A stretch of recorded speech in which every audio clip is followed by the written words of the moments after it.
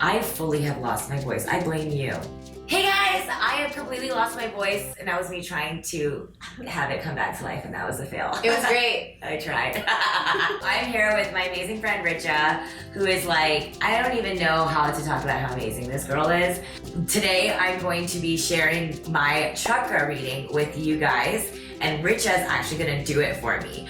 I filmed the whole thing for Snapchat when she did it to me the first time, so I didn't believe it. I was like, she's shaking her hand to like make this little rock thingy. I thought the same thing too before I had it done on me, and the only reason that I learned it was because this exact same thing happened to me, and I watched it happen, and I was like, this is a lie. Oh my gosh. But it's really not. It's pretty wild. First and foremost, can you please explain what is a chakra?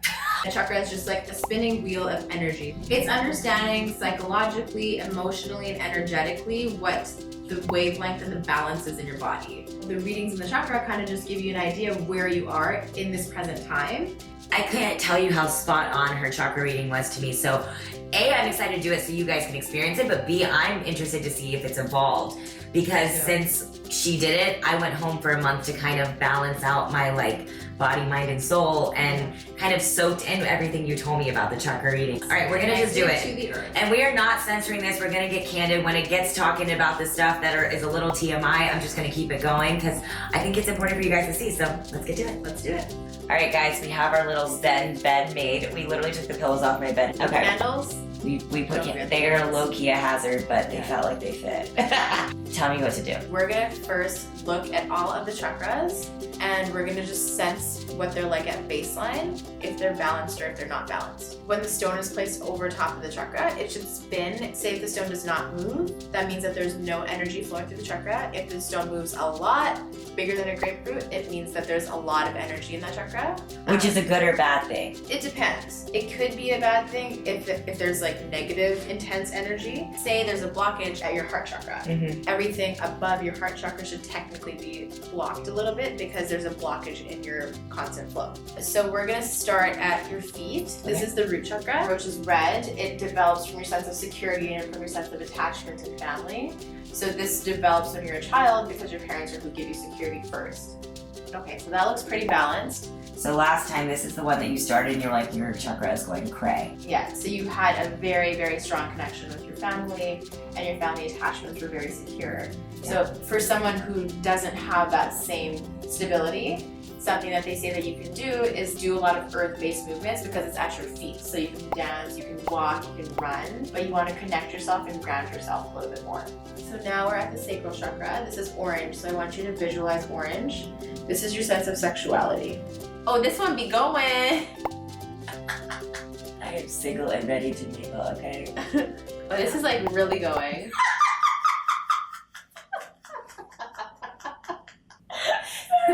Deepica Mutyala, everybody, and I'm out. Recently single, all right? Let me live. So it doesn't necessarily mean anything about your current relationships. Right. It just means that you're open sexually.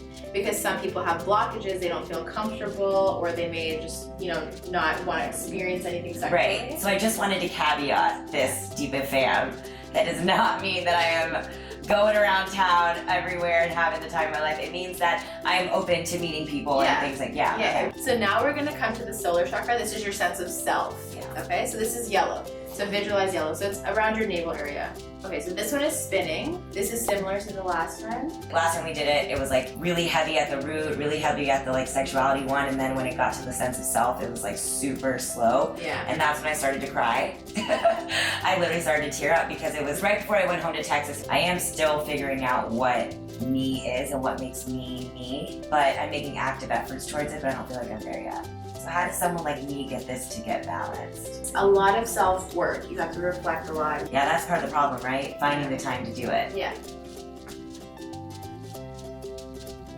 Okay, so this one's pretty open too. It's almost grapefruit size. It's a little less. Yeah, it's a little bit less. Was it less last time too? I think that was a normal size then. Yeah. And I'm not surprised that it's less now. Last time we did this, I was still talking to my ex. Yeah. And this is like game over. Yeah. So I'm in this like post-breakup, like, what is love? Yeah. But it's weird because it comes to my family, I feel like I'm loving them harder than ever. That's probably why your chakra is still moving in a full circle. Mm-hmm. It's just a little bit smaller, maybe because you're guarded more than you typically are when you're open. I'm focusing on me, like you said, trying to figure out my me one first, and then hopefully that like brings it up to the rest, right? Yeah.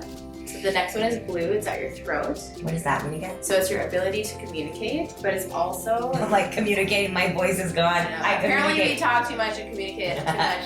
Maybe some people don't communicate enough. Agreed. AKA a whole species called men.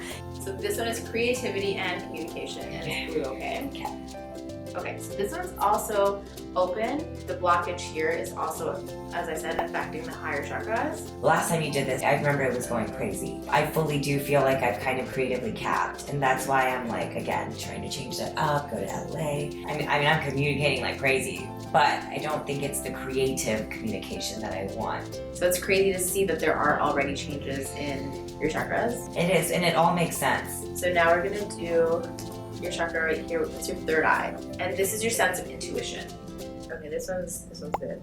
Yeah, when you awaken your third eye, it's like you're being aware of things that are outside of just your consciousness. And I feel like I'm hyper sensitive to that now. Again, going back to the like not trusting people thing. So I'm like very much trying to go with my gut and go with that, you know? I think in general you are just like a very intuitive person. Mm-hmm. So it's funny because I can feel how hard the rock is moving in my hand, and that one was like, I could feel a little bit more power in it. Yeah, it's cool. If I touch your chakra, because your energy is flowing through mine, I don't actually have to hold it over top of your chakra. I know. This is cray. Yeah. So this one now is your ability to dream. So as I said, there should be a balance in between your feet and in between your ability to dream. Your feet are what keep you grounded, but people who dream too much never actually accomplish anything. People who are too grounded never actually go to higher grounds. Everyone needs balance, and that's the whole point of all of this, is maintaining a balance. Okay, so it's moving, and it's moving in a circle, which is good, but it seems like from here upwards, your chakras are a little bit blocked. I'm in like a very transitional point in my life, so it didn't surprise me when you did it last time that it was like, of course, my family was my biggest thing in my life, and dreaming big, and like those were like my things. Yeah. And now I just feel like I'm in a limbo. I still think I'm a dreamer. I don't think that's gonna go away. I have all these big dreams in my mind that I've had them forever. So now I'm ready to execute them. And not saying I haven't done so many that I feel amazing and grateful for. It's more just like, there's so much more I want to do. Right. We are going to heal. So the chakra that I want to heal the most is the sacral. Yes, please. So this is your sense of self. Yes, please. I anticipate that when I heal that one, there's going to be some opening in the chakras above that. That's so cool that you could heal it. I mean, I'm no pro, but I just wanted to be in her bedroom. Somebody needs to. I'm clearly open to it. We're going to heal the sacral chakra right now. I'm going to make you do some visualization. I want you to picture a specific moment where you felt the least secure about yourself. I want you to picture yourself in LA, and I want you to picture yourself being the best version of yourself. That was so crazy. Shut up. The chakra spins smaller in a smaller circle.